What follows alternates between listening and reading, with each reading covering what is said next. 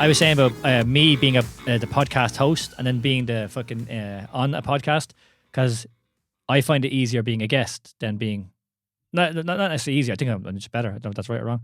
But how do you find it? Definitely different. Welcome back.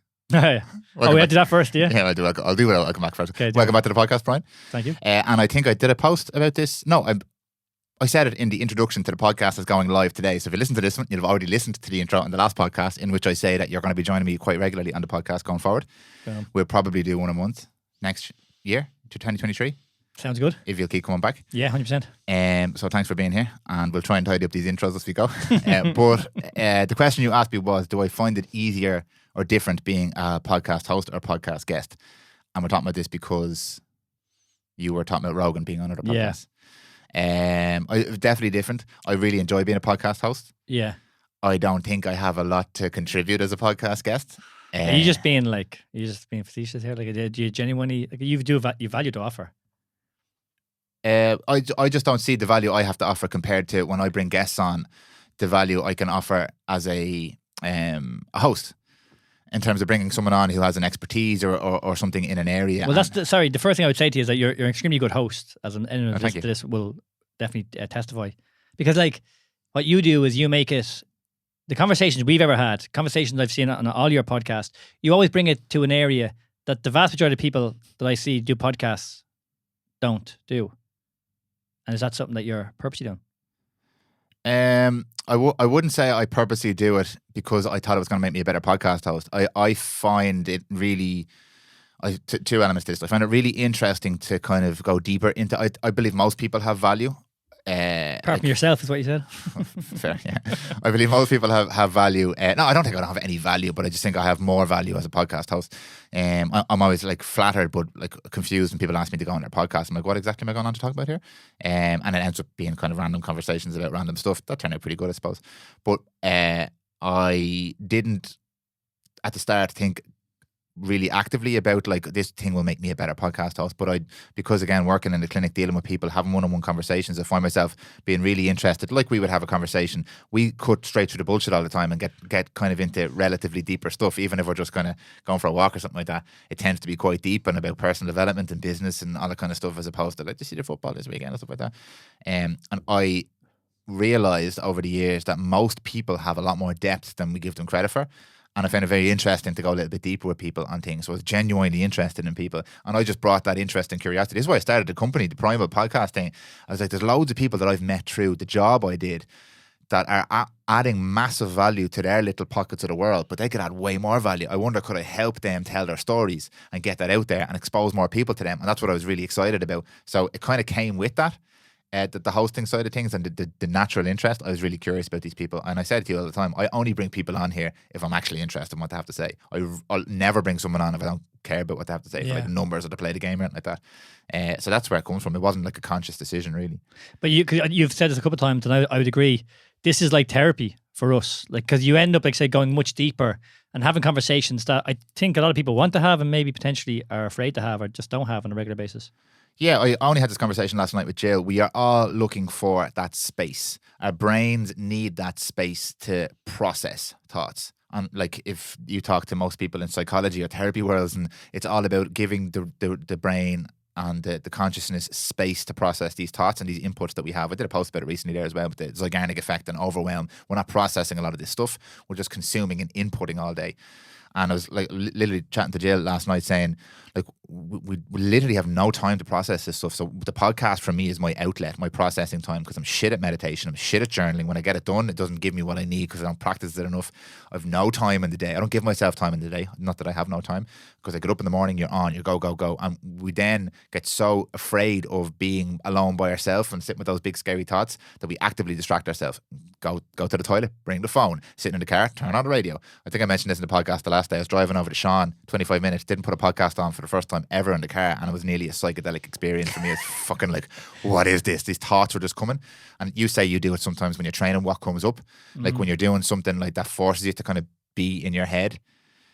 Podcasting is that for me and for many people. That's why I can't remember the question. It was why I absolutely love doing this. It is a form of therapy for me. Well, that was what we're saying, but how podcasting is a form of therapy. Because really, it's interesting that you're saying about being a host and not, because obviously I'm a host of my podcast. And the difficult thing I find is that I'm trying to have a conversation, but then it's difficult not to bring it down areas that you maybe have preconceived in your head for the guest. Because that's what you do really well. Like, you're just genuinely interested in going down an avenue based on what that person says.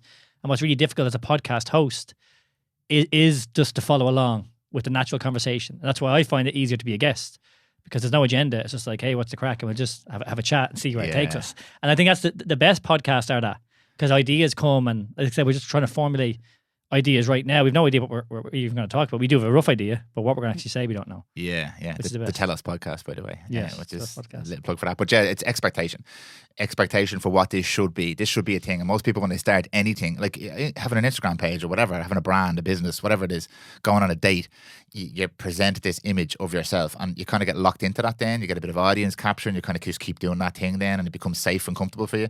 Whereas if you are to just allow this to flow, it's very scary. It's very vulnerable. You're putting your actual opinions out there. You're being like yourself in a format where people can judge you. It's terrifying. Nobody wants to fucking do it. We don't even want to do it ourselves. That's why we don't want to sit there for 5 minutes by ourselves, because we start thinking these thoughts and we'll judge ourselves in the thoughts, and then we feel bad about it. We just rather distract ourselves. So in my experience, working with a lot of people who come in here to do their first podcasts, so that's what I know, so I can talk about. There's always the telephone voice, the podcast host voice. And it's always, there's loads of expectation with that. I'm going to have, for example, an athlete on. So I need to talk to them about athlete things. And that's what this needs to be about, as opposed to this person is an athlete, but they're also a person. And I'm really interested in how they did all these things. And everyone says that, but no one actually, not a lot of people actually kind of sit there and go, well, you're a person, I'm a person, I'm really interested in this thing. Tell me about that thing. And then actually react to what the person said. There's a lot of like, here's the questions, and I'm looking at my list, and this has to be a certain thing, and in my head the people need it to be this thing. So that's where a lot of people slip up. Yeah. But the skill in this is, number one, to be yourself and be authentic, and number two, to accept that there's no expectation around this. You just do it, you immerse yourself in it, you lean in, and it starts to grow and happen for you. And it doesn't happen overnight. Like, and I'm still like, I'm going to look back at this podcast in a year's time and go, oh, that was so shit. What was I doing? That wasn't me. So there's a growth process in it, like anything.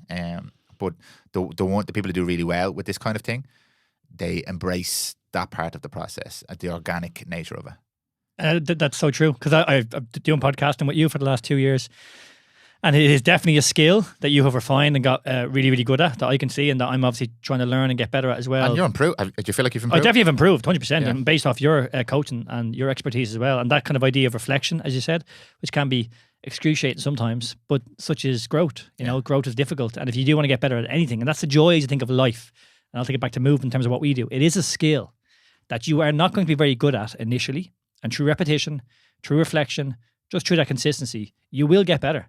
And I think that's life, you know? That is life. Yeah. Yeah. Difficult. Right, we'll dive into the big clickbaity Go. title that I put on this podcast. What's the title called? The Liver King. We're going to talk about Liver King. We're going to use the Liver King as there's a word, I can't remember the word, but we're going to use it as a tool or a vessel for a discussion we're going to have about many different things, but authenticity is one of the things we're going to talk about with the Liver King. Would you like to set the framework for this? Because you originally sent me the video. Yeah, so the Liver King is he a coach? I presume he's a coach to some degree. The Liver King is a serial entrepreneur. His name is Brian Johnson. He's he's 44 or 45.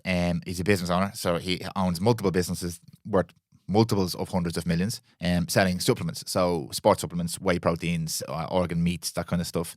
And in 2021, which was last year, he started his social media page, and he became the Liver King. And most people now will have come across him in some format, and he's this big topless meathead guy, lives like a caveman. He has what he calls the 9 ancestral tenets of health, which are 9 kind of guidelines for people, which are primal guidelines, such as eat raw meat, move, do difficult things, challenge yourself, cold exposure, sun exposure, all these kind of things. Good principles, by the way. Fantastic principles. However, his persona of the Liver King claims that the primal way to live is the right way to live. We have an epidemic of sadness and depression and soft people at the moment. And if you live this way, you will become like him, the Liver King. And this is where the little bit of contention comes in with a character like this. So I said to you before, yeah, he's a character. He's a bit of a cartoon. Yeah, it's the whole thing is a bit of a gimmick. However, every time I've heard him speak and everything he speaks about resonates deeply with me and the type of stuff that I talk about with you all the time, and the type of stuff we cover on this podcast all the time. Live well, do hard things, eat good food. Not necessarily like chomp down liver and raw testicle every day, but everything he said was good. However, it was all built on the premise that he became what he is now, which is like, look up a picture now while you're on your phone here. Listen to this. Like, he's outrageous looking, quite clearly enhanced. And he always denied that. And that's where most people have a problem with him, because he's selling things and he's financially benefiting and he's telling people all these things, but he's taking essentially steroids. So that's what we're going to kind of dig into a little bit today. Yeah, because really it's come out that he's been taking steroids. There's been proof now. So this has been a story for the last, whatever you said, 2021 year and a half of is he or is he not on steroids? And because he kept saying he wasn't, and he did these ancestral tenets and that's why he was following, the question now becomes, is he kind of full of shit? So therefore everything he says has to go out the window, because ultimately he lied. Yeah. So you sent me this video by Derek from More Plates, More Dates, which is another great YouTuber who does a lot of this kind of expose stuff, and he's very, very well versed on supplements and training and steroids and stuff like that.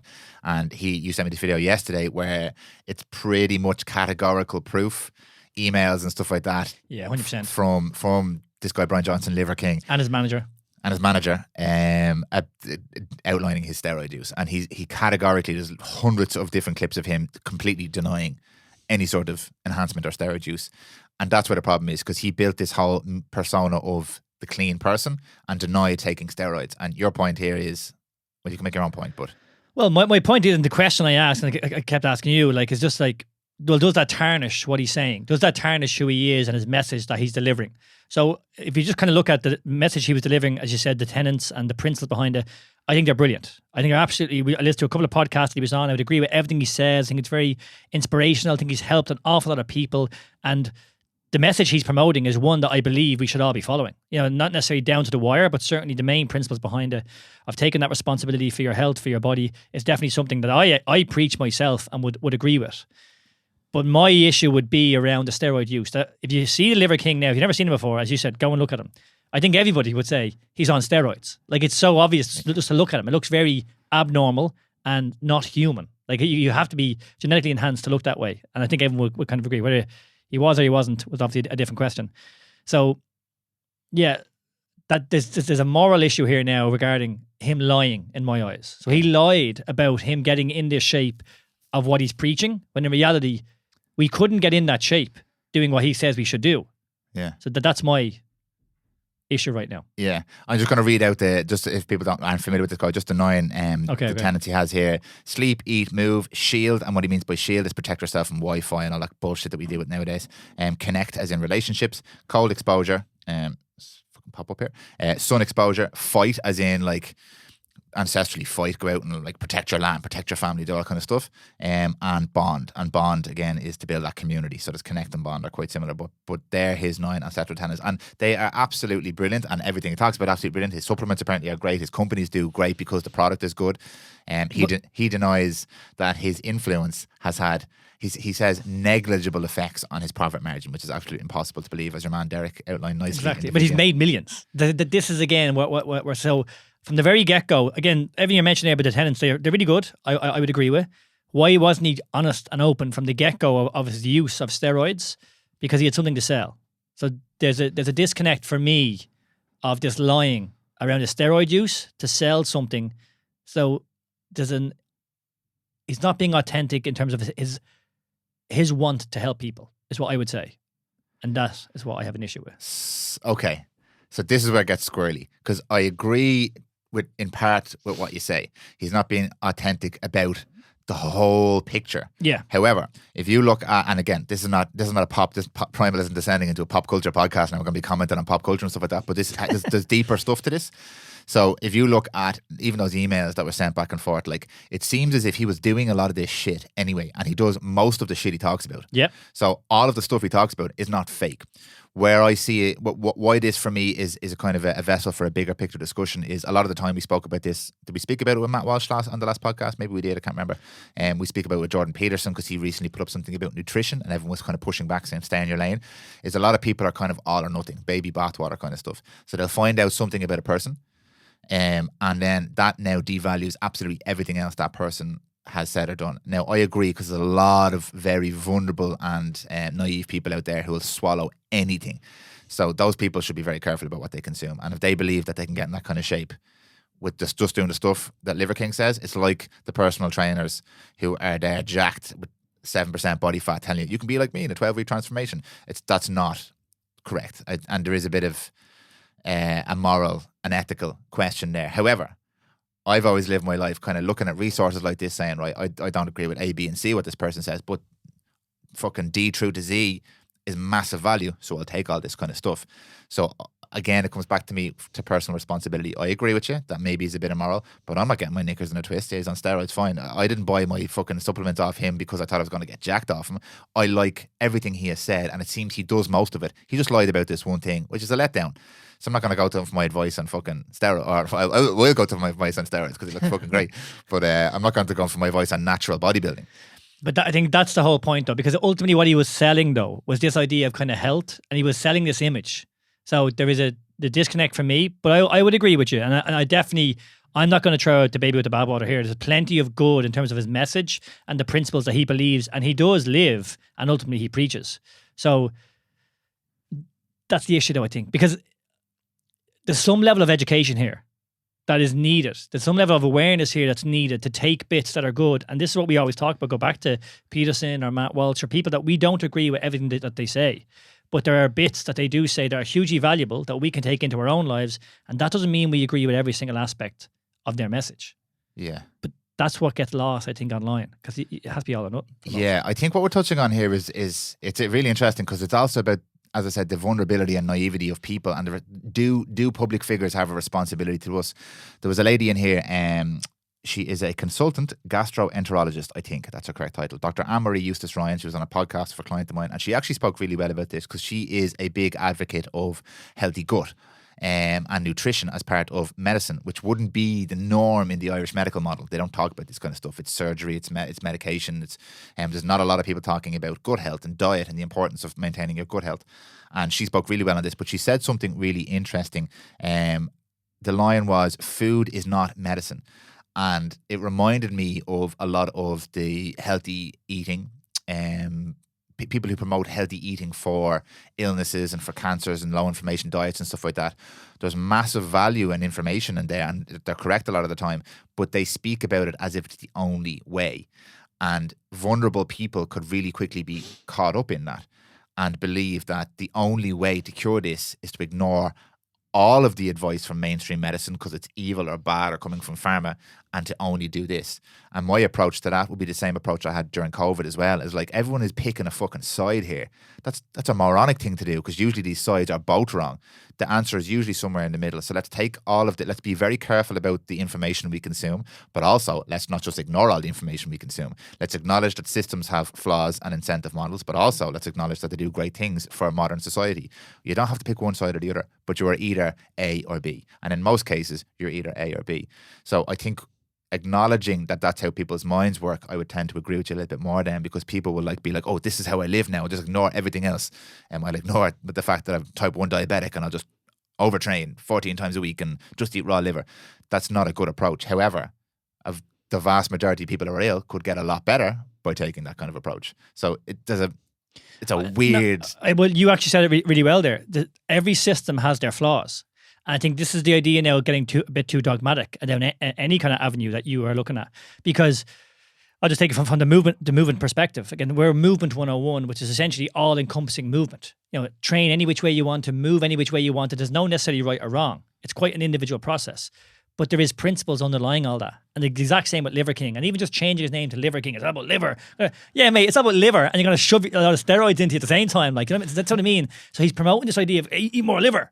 Yeah, all right, man. But what else are you eating? What else are you injecting to yourself that you're not telling us? What actually he's talking about is, with all those tenets, take responsibility of your life. Say no to these things in modern society that we know are affecting our dopamine levels, are affecting our mental health. So we would agree with all that. And they're the underlying principles that ultimately gets lost when you have this secular message or this dogmatic way of, this is the way to do it. So and that's, again, why I would have a disconnect with him. Because he was preaching this system and this way of being. But yeah, he wasn't living that. But he's living principles that I can definitely grab a hold of and interpret myself into my life. So let me ask you a question. You knew he was on steroids the whole time, Yes. but now you feel like you have a disconnect from him. You didn't really before because he was kind of the unspoken thing. But now you know it's like, wait, it's confirmed. He's a bullshit artist. Yes. Well, that's true because one, I didn't know. So I just thought he was. So I didn't have. But you were like, you said like, yeah. you actually said to me 100% because Yeah, I said 99%. no, definitely. No, that's true. 100%. I would have said, like, I did believe he was on steroids. But if I look at them, so the disconnect now is only from a marketing kind of salesy of what he's preaching. I didn't take what he was saying as face value. I have to eat liver. I have to do, again, the principles that I still remain, they were there beforehand. And that's what I mean. I could see the dogmatic nature of what he was doing. So whether he was on steroids or not doesn't actually change the value I'm getting from him because I was looking at the principles behind what he was saying. And that's what I'll grab off. You know? Yeah. It's only now that it's like it's confirmed that he's full of shit regarding steroids. But again, that doesn't change his principles, his message that I do agree with and I'll take value from. Yeah, 100%. Yeah, that's very well put. And that's how we should, I think, approach most things in life.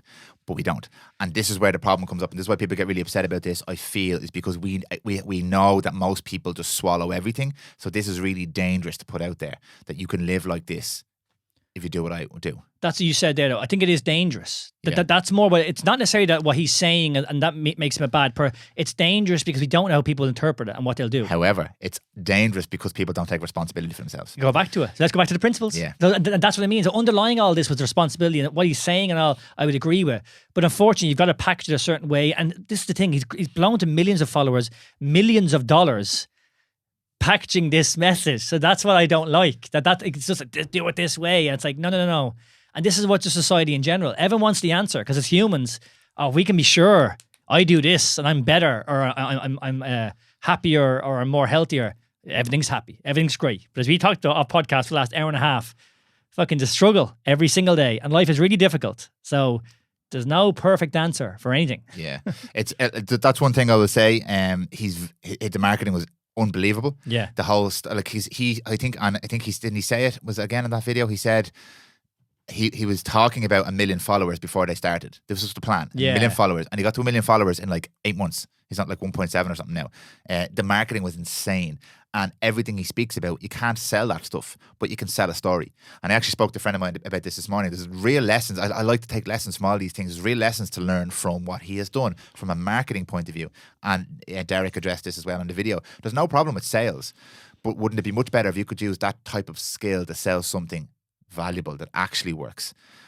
But he wouldn't have been able to do that if he came out and said, look, guys, I take steroids for whatever reason. And like he did all this stuff allegedly before he ever went on this journey. He was doing all the good stuff, but he wasn't getting the results he really wanted. And obviously there was some sort of psychological thing for him there. But did he say was he bullied when he was younger? Was he bullied or? I don't know. No, maybe potentially. I've got no idea. There was some sort of bullying or something went on. I think he got bullied in school and he said no, and he decided to train because he always says he trained since he was a young guy, like 8 or 9, and he was like always pretty jacked and always did these extreme workouts and always kind of ate well and took care of himself and managed all that kind of stuff to the point where he took it to the extremes.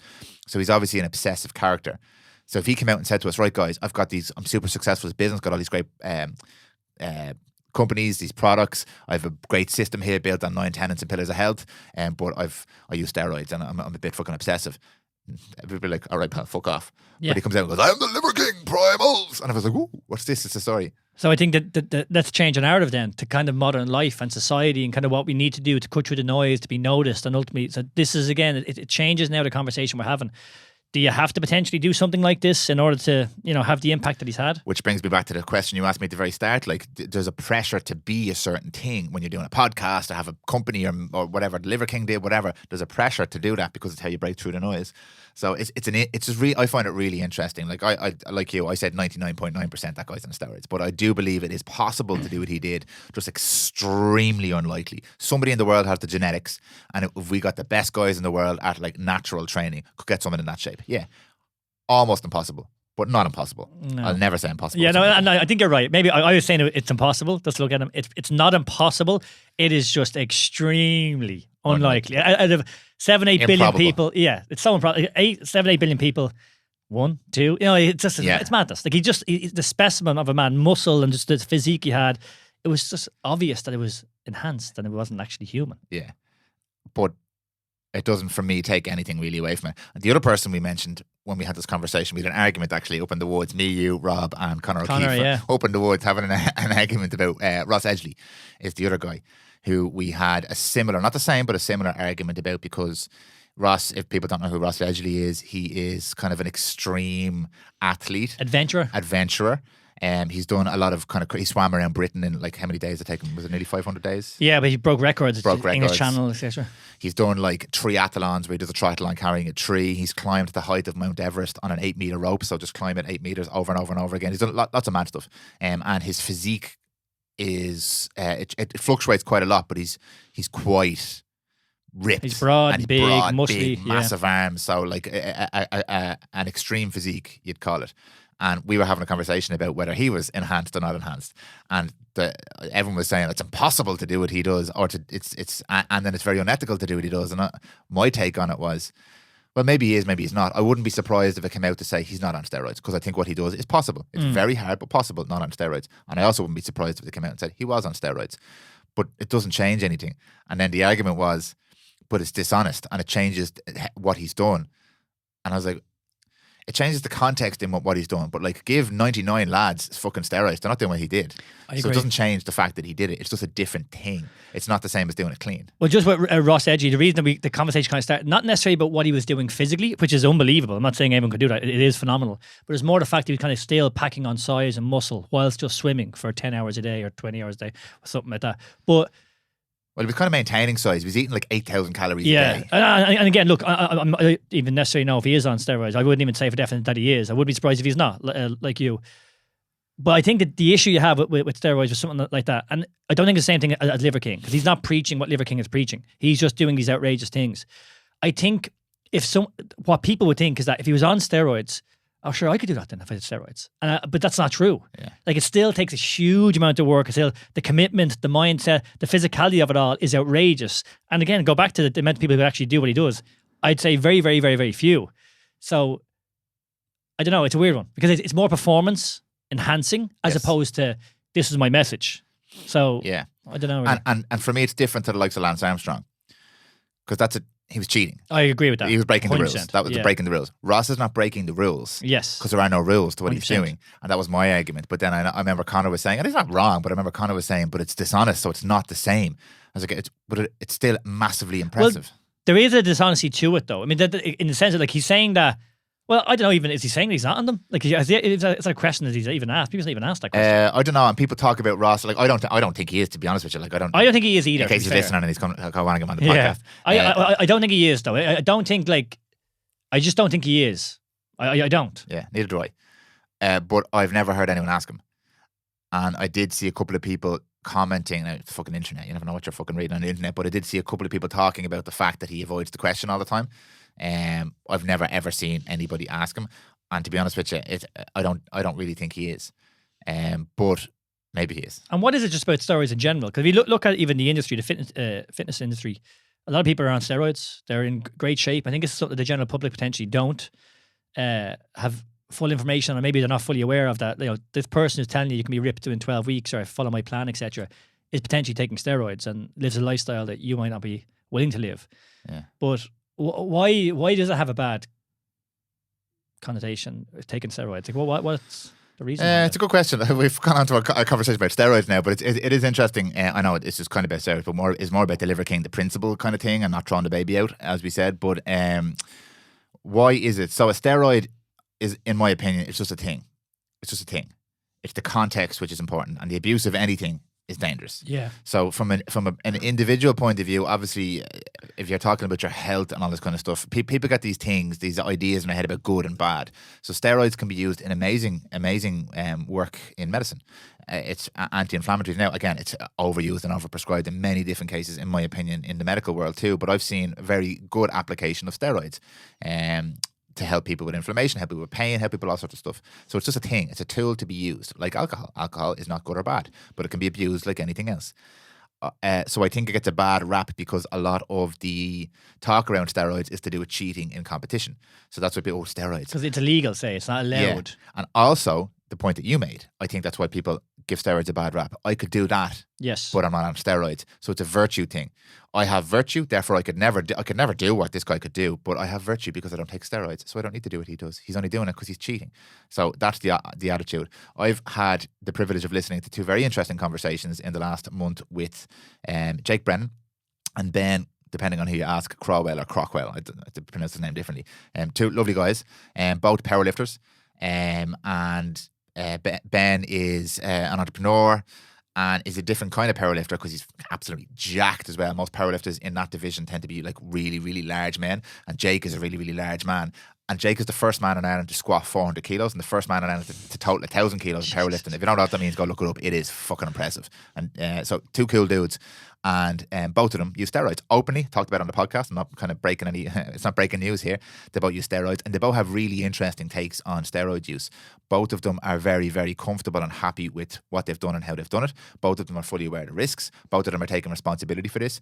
I wouldn't take steroids. It's not, I wouldn't sacrifice that element of my health for these goals, but these men have and are comfortable with the decisions that they've made. Is it right or wrong for them to take steroids? Are they bad people to take steroids? No, they're not cheating. They're open about it. They don't enter competitions where steroid use is banned because in powerlifting it's different. I think there's a mix. I'm going to be corrected on this. I'll ask Ian. Ian's a client here. I'll ask him. But it's very similar to say like bodybuilding shows where there's natural and people who obviously take steroids. Yeah. The problem comes is when you cheat. Yes. And this is what you were saying about the Liver King. He's technically lying. He's cheating. He's telling us one thing and doing another thing because he was asked directly, like Lance was asked directly, and said no. And that was people's problem with Lance Armstrong because everyone was fucking cheating. Well, actually, with Lance Armstrong, he was actually so visceral in his attack of saying, how dare you? It's even worse. Back. He went, I actually only saw a clip of Kimmich asking him that question. Yeah. And he's there going like, how dare you? And you're saying I'm a cancer and all. What the fuck do you think you are? Like it was the vitriol from his mouth for years was ridiculous. That's what turned people against Lance, I think. Yeah. If he had, because what did I have to say? To go back 17 places to find somebody who was clean to give them the fucking medal. So everyone was doing it. That wasn't the problem. The problem was he cheated and lied and pushed back. And as you said, and made a lot of money. And made a lot of money from it. So like, is it good or bad? Like whatever. But cheating, I don't agree with. So, but let's bring it back full circle then, because we're kind of going to steroids, which isn't the conversation we're trying to have. But no, but you're saying there about people who are open and honest about it, and I would agree. You're a human being. You can do what you want, have no issue whatsoever, and that's up to you. It is the lying. It's the cheating. It's the underlying narrative behind your use of these supplements or whatever they are. Performance enhancing drugs. That I think most people would have an issue with. And I think this is the principle of everything we spoke about, the Liver King story. It's the lying that we're not comfortable with, that we're not happy with, that lets us down about everything. I don't care. And I don't care. Yeah, fair enough. Use steroids if you want. Once you're aware of the risks, which most people aren't, unfortunately, I don't care. Jake was asked on the podcast by Ian, do you regret it? Would you change it? No, absolutely not. I was the first man in Ireland to squat 400 kilos. That's what he wanted, and it helped him get there, and everyone's aware of it. And his regrets were he can't represent the country because the national team, it's at international competitions are tested.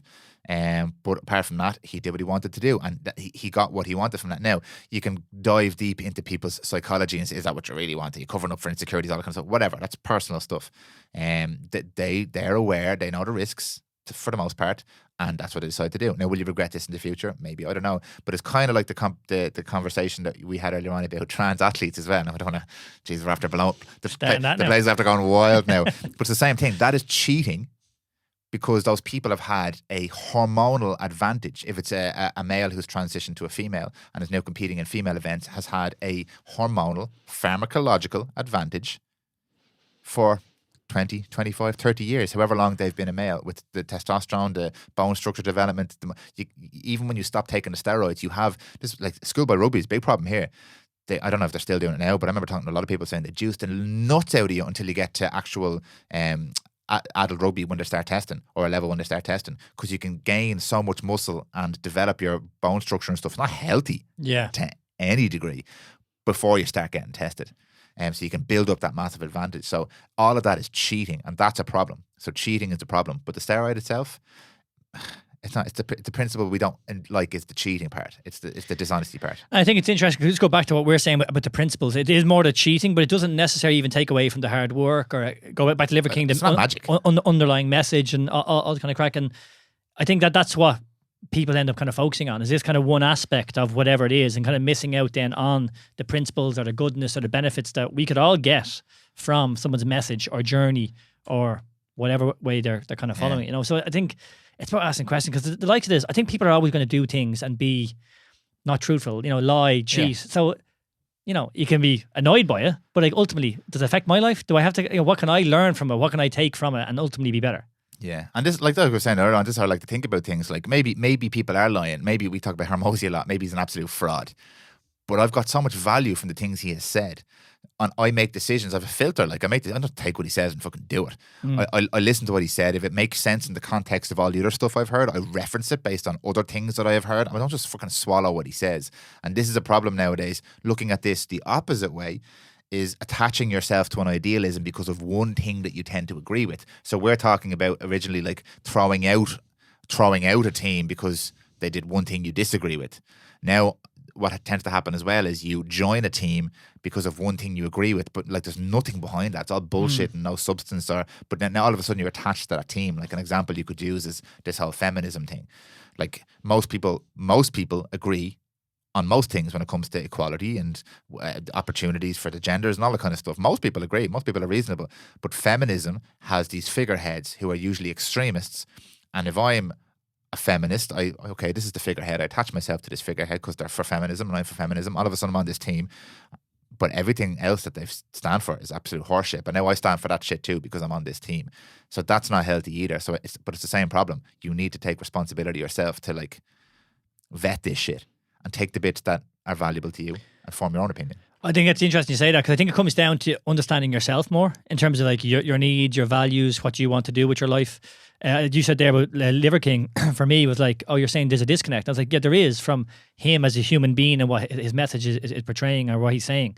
But for me, in terms of what I'm taking away, it doesn't change. Yeah. It doesn't change. Nothing changes. No, it doesn't change. Because then, as I said, it comes back to a bit of awareness and education. Because I believed he was kind of full of shit, maybe because just of my knowledge in the industry and, background in terms of training, etc. Maybe I would know that he was kind of full of shit. So when it came to the steroids. That's what I mean, sorry. Yeah. So ultimately I could look a little, but I just think these principles that we're talking about, it's not just to do with your training or your body or your health. They're principles that go right across the board with whatever you do as a father or as an entrepreneur, that we would say they're just underlying principles that are very, very connected to everything. Yeah. And we lose sight of those because of the noise or the kind of surface level stuff. Well, that's actually a great point, because we've talked about this a lot lately in terms of all the stuff that we consume. It's all the same.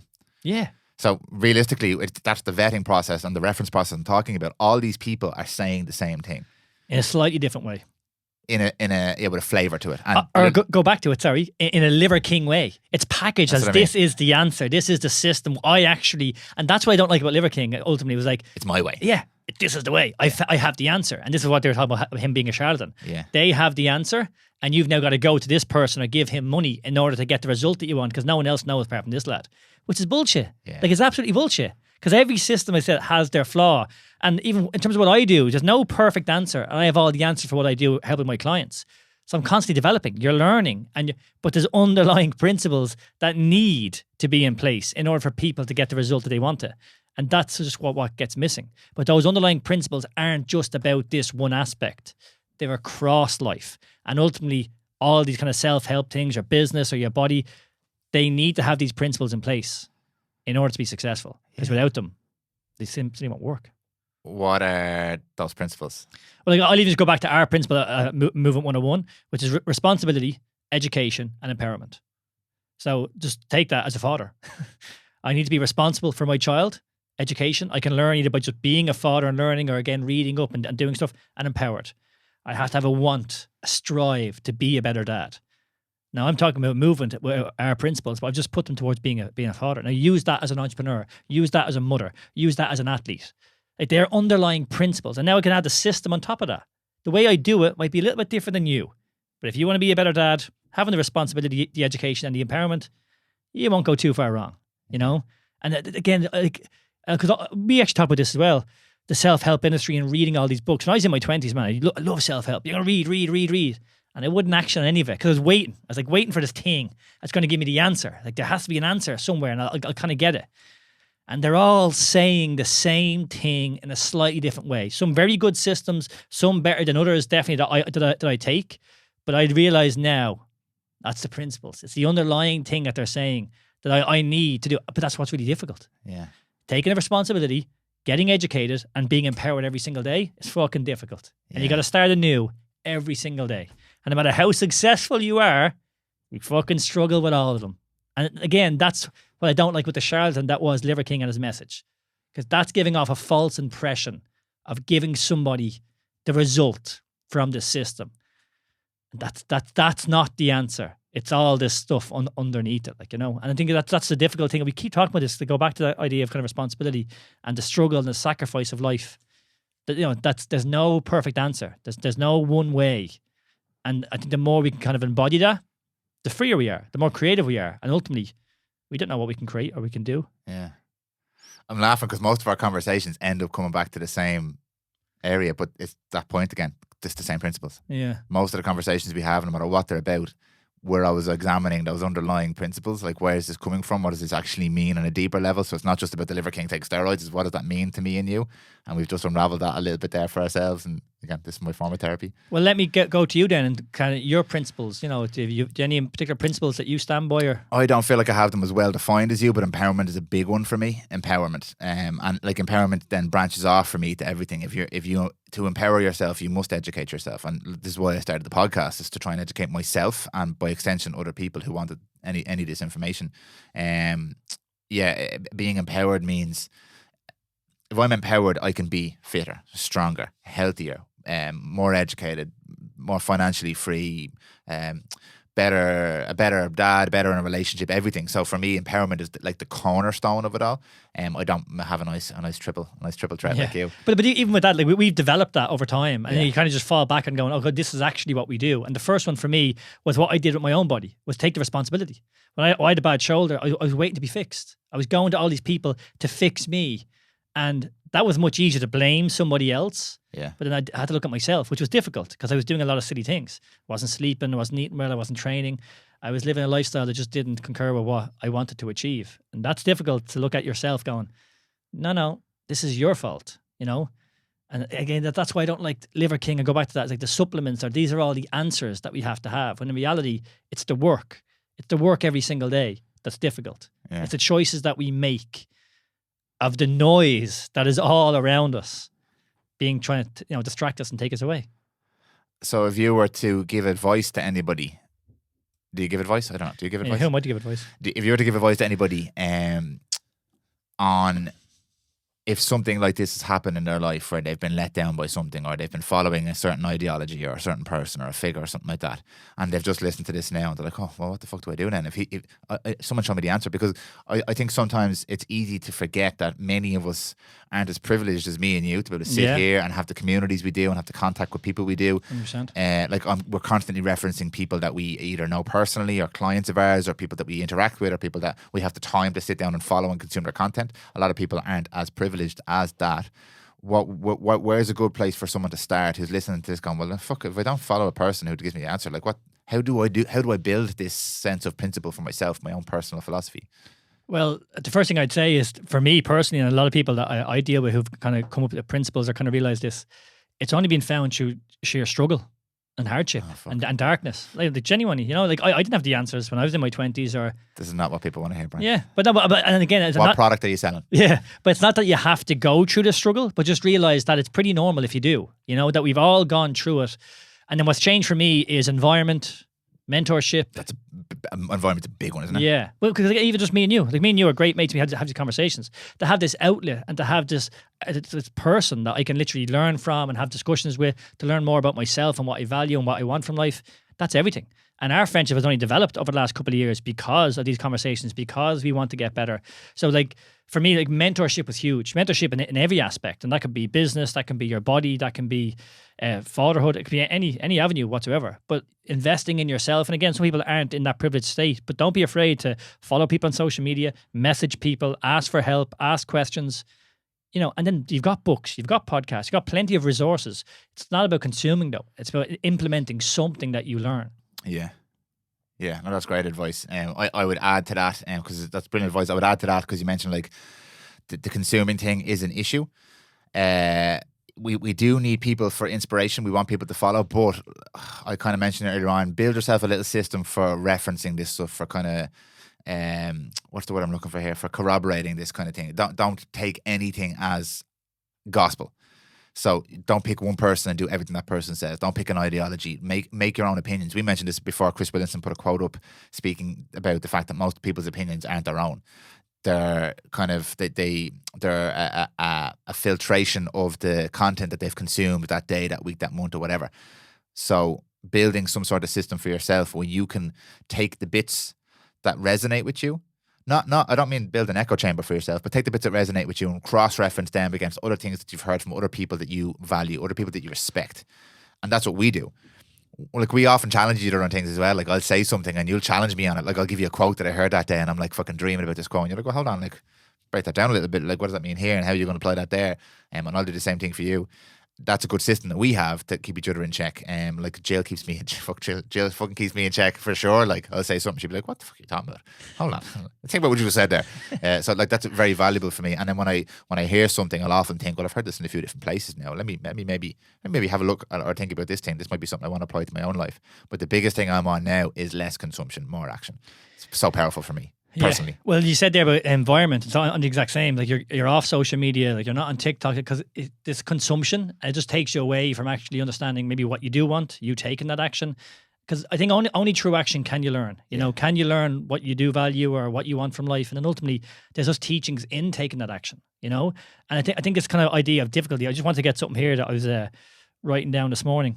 You're being rude and checking your Tinder. Yeah, no, I wasn't. Don't worry. It was like, duty is joy, right? So this is a little poem here. I can't even pronounce his name, right? I slept and I dreamt that life was joy. I woke and saw that life was duty. I acted and behold, duty was joy. So the idea here of like, we should look for happiness or look for joy, but actually, no, it's more duty. Like, it's on me to go out and do these things that may be a little bit uncomfortable. I might not have the answers for what's going on, but it's my duty to go out here and get it done. And from there comes the joy. Yeah. And everything I've done over the last, say, 5-6 years of my life, as I've developed as a man, it is more out of duty.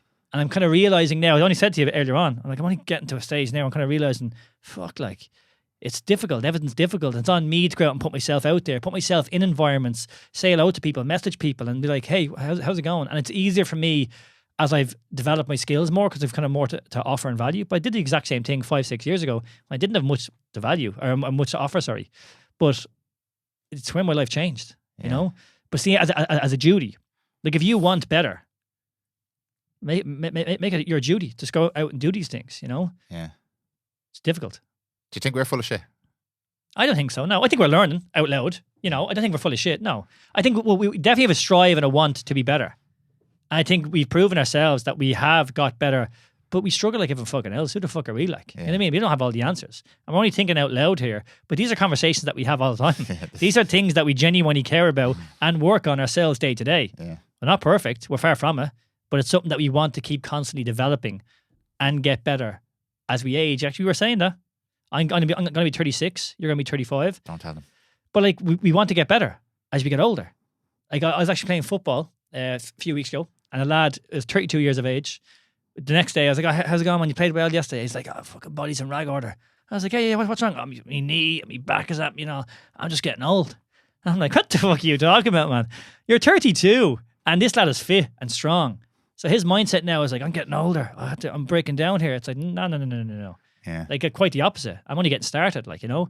And it's just that mindset of understanding the power that we do have and realizing, again, that it's our duty, if we do want to get better, to continue on that path. And we don't have to stop because we're getting older. Are you on steroids? No. It's well obvious I'm on fucking steroids. Although I have talked to you about like TRT, but I'm getting older and stuff. And maybe I'll look at next year in terms of kind of going down that avenue of just getting levels to, you know, if I was low level, get it back to more normal. But I wouldn't take steroids. See, again, I don't see the want or the need to take steroids. I don't want to particularly be a power lifter or do kind of more. I'm trained, I'm happy, I'm strong. I don't have any competition or anything that I kind of want to get. So steroids were never an option for me.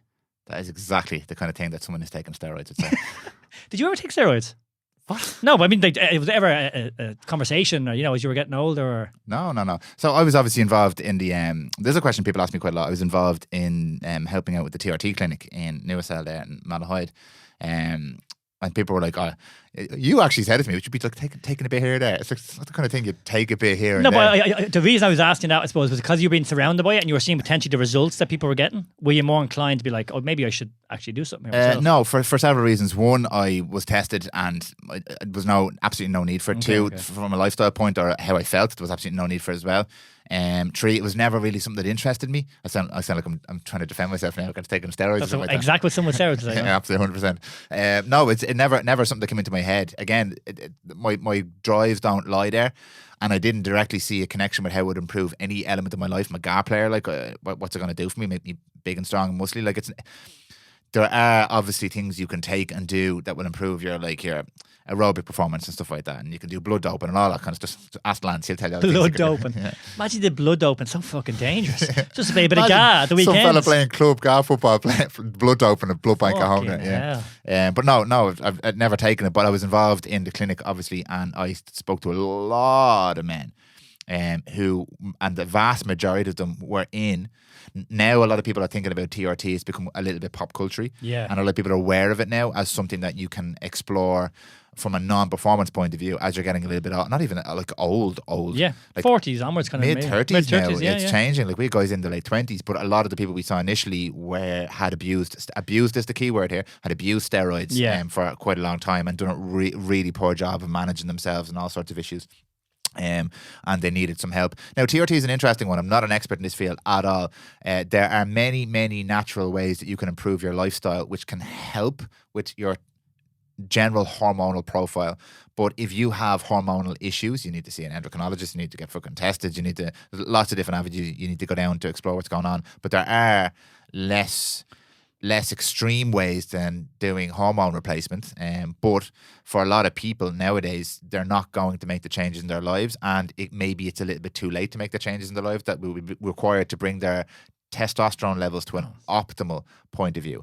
Optimal is the word here. Okay. And optimal is subjective, because optimal for you and optimal for you is different to optimal for me. Yeah. And it also depends on how you feel. It also depends on many, many different things. So it's not straightforward when it comes to taking anything like this. And I say the same thing I say with all this kind of shit. If you're going to start anything, understand what the fuck is going on. If you're not testing, you're guessing. Famous line from the ISI, which probably came from Serrano and from all these other guys.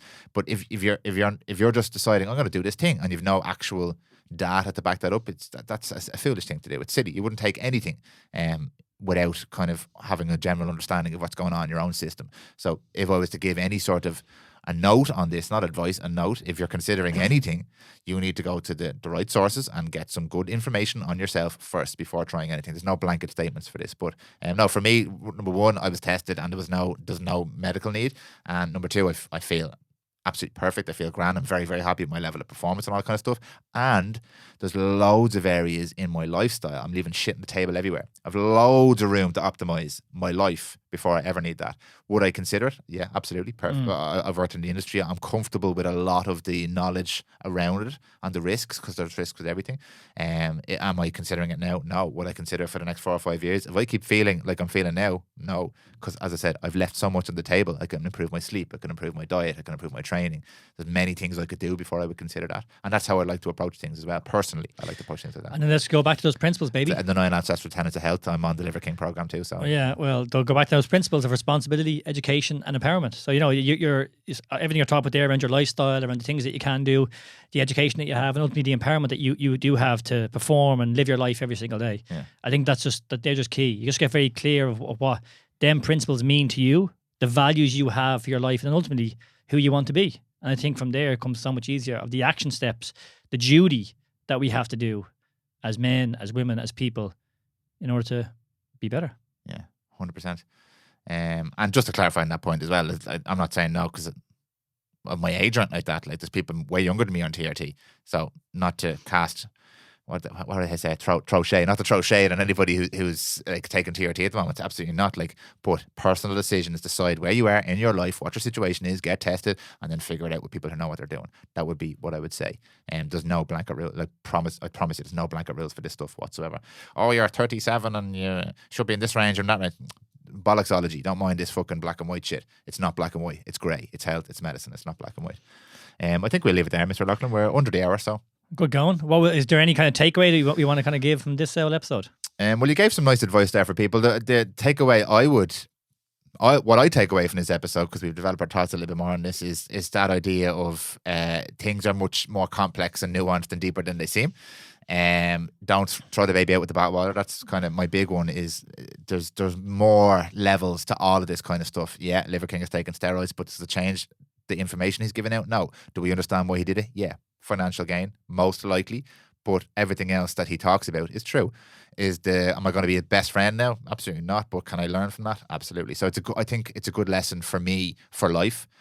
Especially scale that right down from the Liver King and all the mad stuff we talked about today to your own relationships with your family, with your boss. There's elements of that relationship that are going to be negative for you that you don't need to take on board and accept.